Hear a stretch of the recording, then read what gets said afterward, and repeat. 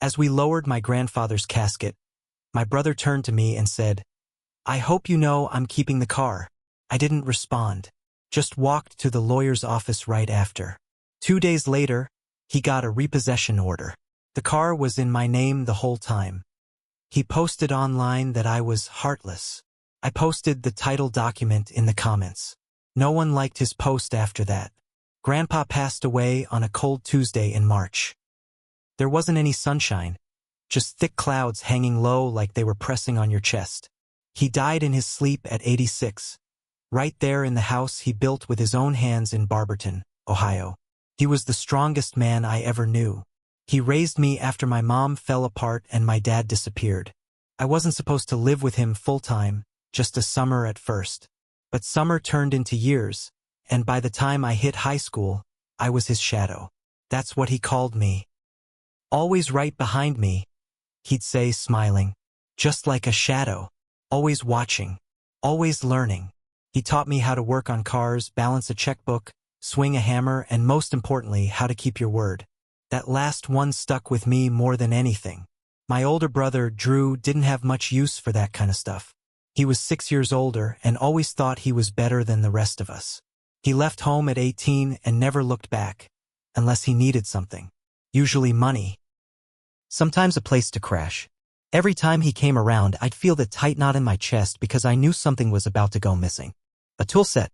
A watch. One year it was Grandpa's army jacket. He had charm, though.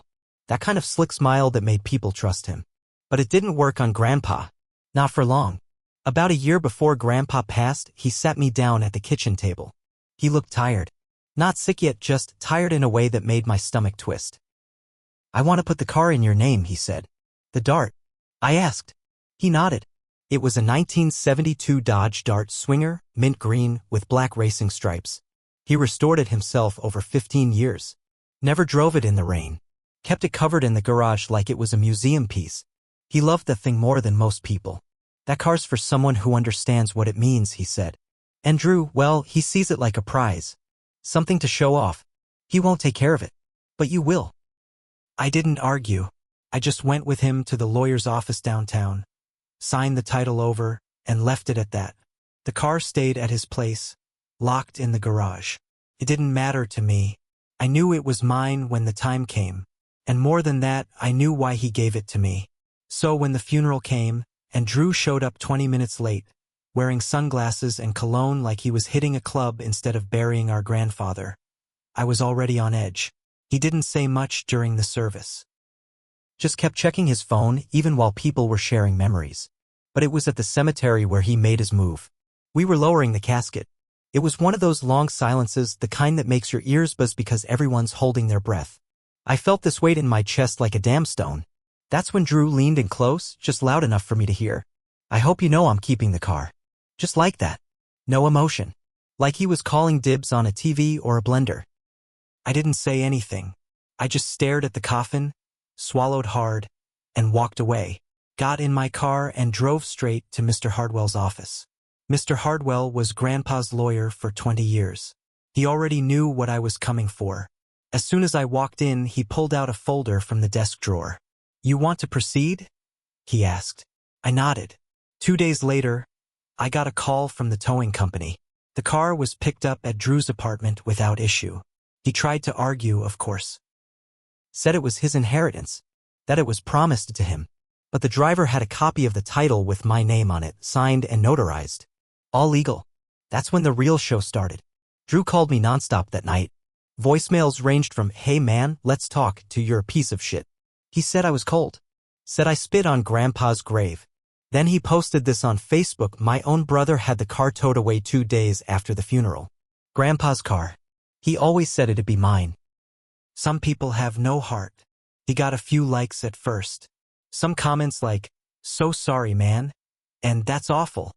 I didn't say anything at first. I waited until the next morning. Then I commented with a photo of the title. My name. Grandpa's signature. Dated 12 months before he passed. He gave it to me while he was still alive. And we both knew why. No one else liked Drew's post after that. After I posted the title photo, things went quiet online for a few days. Drew didn't respond right away, and I figured maybe, just maybe, he'd take the hint and disappear for a while. But that was wishful thinking. He showed up at Grandpa's house that weekend. I was there boxing up things for Goodwill and going through the garage. I kept the dart inside, just where Grandpa used to keep it. I hadn't even driven it yet. It didn't feel right, not so soon. I heard the knock on the garage door. I looked up and saw him through the window. Drew, with that same fake smile expression he always wore when he was about to ask for something. I opened the door but didn't invite him in. "You got some nerve," he said, brushing past me anyway. "After everything, you just take the car?" "It was never yours," I said. "And you knew that." He walked around the car slowly, like he was inspecting it. Then he stopped, turned, and said something that surprised me. "He told me I could have it. Years ago." I blinked. "What?" "Back when I was in college," he said. "He said someday it'd be mine." "Was that before or after you pawned Grandma's ring?" I snapped. That hit a nerve. His eyes narrowed and the charm drained off his face. "You think you're some kind of saint just because you stuck around? You think he loved you more?" "No," I said. "But I didn't treat him like a cash machine." He stepped closer. "I'm his first grandson. I deserve that car." "You deserve nothing," I said. "You abandoned him. He chose me." I thought that was the end of it. He stormed off after that, muttering something under his breath. I stayed in the garage until I couldn't hear his car anymore. But the next morning, I noticed something strange. The side mirror on the dart was cracked, and there were scuff marks on the driver's side door. I knew the garage door had been locked. I always double-check, but it made my stomach sink. I checked the side entrance. Sure enough, the lock looked like it had been tampered with. I installed cameras that afternoon, and just 2 nights later, I caught him. The footage showed Drew sneaking in through the side gate around 2 a.m. He had a key, probably copied it years ago, and he went straight for the dart. He sat in the driver's seat for a few minutes. Then he opened the glove box, took something. I still don't know what. I called the cops the next morning, gave them the footage, filed a police report. They didn't arrest him. Not then. But they did pay him a visit. And that's when things really started unraveling. Drew didn't take the police visit well. I heard about it from a mutual friend, one of the few people we both still talk to, a guy named Marty who used to help Grandpa mow the lawn. According to Marty, Drew flipped out when the cops showed up. Told them it was all a misunderstanding, that I was just holding a grudge. He swore he had permission to be there. Said the house should have gone to both of us. But I knew what really scared him. It wasn't the cops. It was that I had proof. Video, paperwork, legal ownership, everything. So he changed tactics. A week later, I got served with legal papers. Drew was trying to contest the will. He claimed Grandpa was mentally unfit when he signed over the car title. That I coerced him. That the car, and maybe even the house, should have been part of the estate and split between us. It was a long shot and he knew it. But Drew's the kind of guy who'd burn the whole place down if he couldn't have the front porch. I had to hire a lawyer. More bills. More time. More stress I didn't ask for. We went back and forth in court filings for almost 3 months. During that time, Drew did everything he could to stir up trouble. He started talking to Grandpa's neighbors, feeding them lies about me. One old lady on the block, Mrs. Cole, actually called me crying. Said Drew told her I was trying to erase Grandpa's legacy. Then came the lowest blow. He broke into Grandpa's storage unit. I only found out because the facility called me. My name was on the rental agreement. They said someone had come with a copy of the key and claimed to be me. When the guy at the front desk got suspicious and checked the security cam, it was Drew. He took some photo albums, a few old tools, and worst of all, Grandpa's military medals. I was beyond furious. I called him. This time he picked up. "You're a thief," I said. "You're a liar," he shot back. "He never would have wanted you to have everything." "I didn't take everything, Drew. He gave it to me. Because you only show up when someone's dead or dying." Silence. Then finally he said it. "You think you're better than me, but you're not. You're just the one who stayed. That's all." "That was enough," I said, and I hung up. That night I drove to the storage unit.